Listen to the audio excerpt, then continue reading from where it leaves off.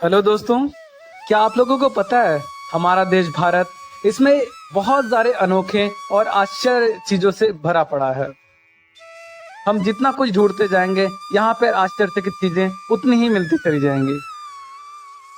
तो चलिए आज फिर हम आपको मंदिरों की दुनिया में एक आश्चर्यचकित मंदिर की तरफ ले चलते हैं। एक ऐसा मंदिर है जहाँ पर भगवान की अधूरी प्रतिमाओं में पूरे भगवान वास करते हैं। एक ऐसा मंदिर है जहाँ की मूर्तियों में आज भी धड़कता है भगवान का दिल। एक ऐसा मंदिर है जो समुद्र के पास होने के बावजूद भी समुद्र की लहरें की आवाज तक नहीं सुनाई देती है।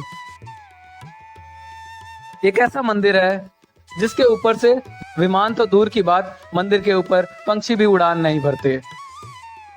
एक ऐसा मंदिर जिसकी परछाई कभी जमीन पे नहीं पड़ती। तो चलिए जानते हैं देश के पूर्वी छोर पर बंगाल की खाड़ी के किनारे बसा हुआ उड़ीसा में स्थित जगन्नाथपुरी, एक ऐसा मंदिर जिसके दर्शन करने के लिए लोग दूर दूर से चले जाते हैं। इस मंदिर को प्राचीन समय से ही स्वर्ग माना जाता है। कहा जाता है यहाँ भगवान विष्णु ने पुरुषोत्तम नील माधव के रूप में अवतार लिया था। कहते हैं जो रहते हैं उजालों में, जो रहते हैं अंधकार में, जो रहते हैं शब्दों में, जो रहते हैं निशब्द में, जो रहते हैं ब्रह्मांड की शून्यता में, जो रहते हैं पृथ्वी के परिपूर्णता में, जो रहते हैं बच्चों की किताबों में, जो रहते हैं साधु के रुद्राक्ष में, अंधे की आंख में, लंगड़े की बैसाखी में, जन्म मृत्यु जीवन यौवन सूर्य चंद्र ग्रह नक्षत्र, इस संसार के जीवन मृत्यु के चक्र में सदा सर्वथा वो ही विद्यमान है जो है जगत के नाथ प्रभु श्री जगन्नाथ। जय श्री जगन्नाथ, जो दया के सागर हैं, सारे संसार के सच्चे मित्र हैं, जो भगवान ब्रह्मा के सिर पर आभूषण हैं। एक ऐसे देवता जो अपने भाई बहनों के साथ पूजे जाते हैं। आदिवासी उन्हें नील माधव के रूप में मानते हैं, हिंदुओं उन्हें भगवान विष्णु या भगवान कृष्ण के रूप में मानते हैं, जैन उन्हें दीनानाथ मानते हैं, बौद्ध उन्हें बुद्ध मानते हैं। वे है जगत के नाथ श्री प्रभु जगन्नाथ। कहा जाता है नीलांचल पर्वत पर एक सबर कबीला था जिसका मुखिया विश्व वसु भगवान नील माधव का उपासक था। उनकी मूर्ति वह गुफा में छुपा कर रखा करता था। उस गुफा में उनकी रोज पूजा किया करता था। राजा इंद्रद्युम्न ने अपने सेवक ब्राह्मण विद्यापति को मूर्ति लाने का कार्य सौंपा। विद्यापति ने मुखिया विश्व वसु की पुत्री से विवाह कर लिया। कुछ दिनों के बाद विद्यापति ने अपने ससुर विश्व वसु से भगवान नील माधव के दर्शन करने की इच्छा व्यक्त की। पहले तो विश्व वसु ने मना कर दिया, परंतु बेटी के जिद के कारण उन्होंने हामी भर दी। आंख पे पट्टी बांधकर उन्होंने नील माधव को दर्शन के लिए ले गए। विद्यापति चतुराई से जाते समय रास्ते में सरसों का दाना गिराते गए और सरसों के दाने के जरिए गुफा में मूर्ति चुरा कर राजा को दे दी। विश्व वसु भगवान नील माधव की मूर्ति चोरी हो जाने पर बहुत दुखी हुए। अपने भक्त को दुखी देखकर भगवान भी दुखी हो गए और उसी गुफा में वापस आ गए। जाते समय उन्होंने राजा इंद्रद्युम्न से वादा किया कि उनका एक विशाल मंदिर बनवा दे तो वह उनके पास वापस जरूर लौट आएंगे। राजा इंद्रद्युम्न ने एक विशाल मंदिर का निर्माण कराया और भगवान विष्णु से मंदिर में विराजमान होने के लिए प्रार्थना की। भगवान ने कहा कि द्वारका से एक बड़ा टुकड़ा समुद्र में तैरकर पुरी तक आ गया है, तुम उस टुकड़े का प्रयोग करके मेरी मूर्ति बनवाओ। राजा के सेवकों ने उस टुकड़े को ढूंढ तो लिया पर उसे ला नहीं पाए। तब राजा ने सबर कबीले के मुखिया नील माधव के अनन्य भक्त विश्व वसु को उस भारी टुकड़े को लाने के लिए कहा। सबको आश्चर्य हुआ कि वो भारी भरकम टुकड़ा मंदिर तक उठाकर ले आए। उस लकड़ी के टुकड़े की प्रतिमा बनाने के लिए राजा ने कुशल कारीगर लगाए, पर कोई भी कारीगर उस लकड़ी में एक छेनी तक नहीं लगा सका। तब सृजन के देवता भगवान विश्वकर्मा जी एक बुजुर्ग व्यक्ति के रूप में आए। उन्होंने भगवान नील माधव की मूर्ति बनाने की इच्छा व्यक्त की।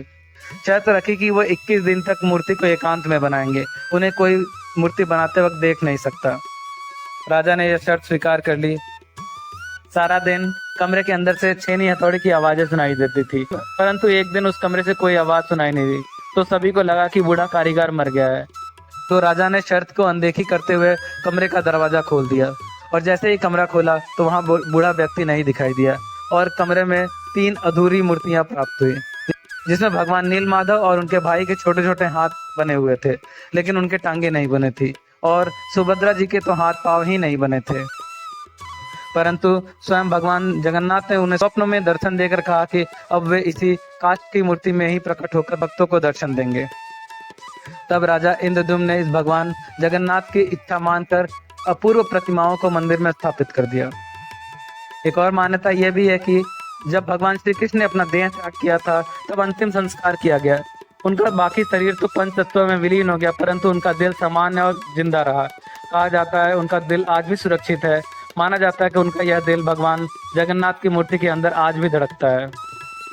कहा जाता है हर 12 साल में भगवान जगन्नाथ मंदिर में भगवान जगन्नाथ, बलभद्र और उनकी बहन सुभद्रा की मूर्ति को बदला जाता है। इन मूर्तियों को बदलते समय पूरे शहर की बिजली को बंद कर दी जाती है। इस दौरान जगन्नाथपुरी के मंदिर के आसपास अंधेरा कर दिया जाता है और 12 साल में जब ये मूर्तियां बदली जाती हैं तो मंदिर की सुरक्षा सीआरपीएफ के हवाले कर दी जाती है। इस दौरान किसी का भी प्रवेश वर्जित है। अंधेरा होने के कारण इस मंदिर में कोई नहीं जा सकता।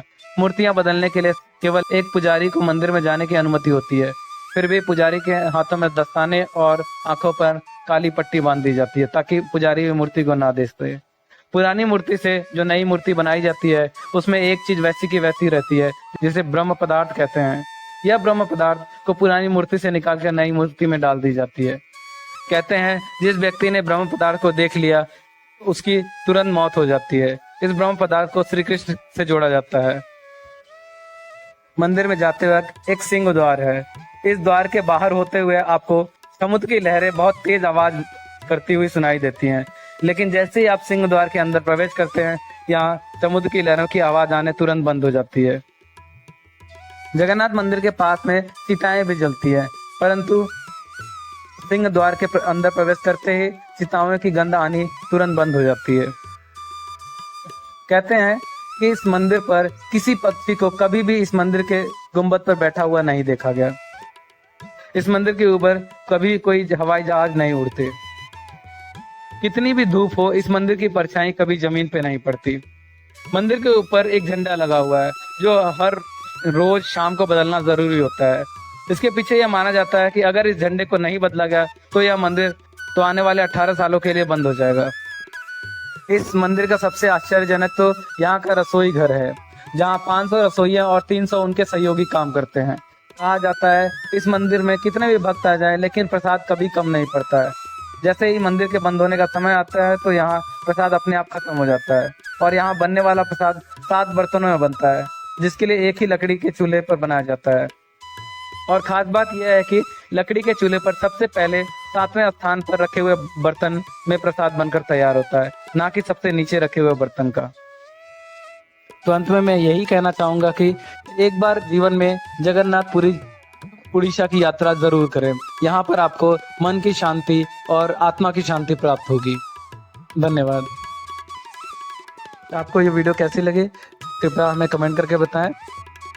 कृपया करके हमारे चैनल को सब्सक्राइब करें ताकि हमारे चैनल पर आने वाली वीडियो आपको तुरंत प्राप्त हो सके और हमारे वीडियो को शेयर करें। थैंक यू, धन्यवाद, जय हिंद।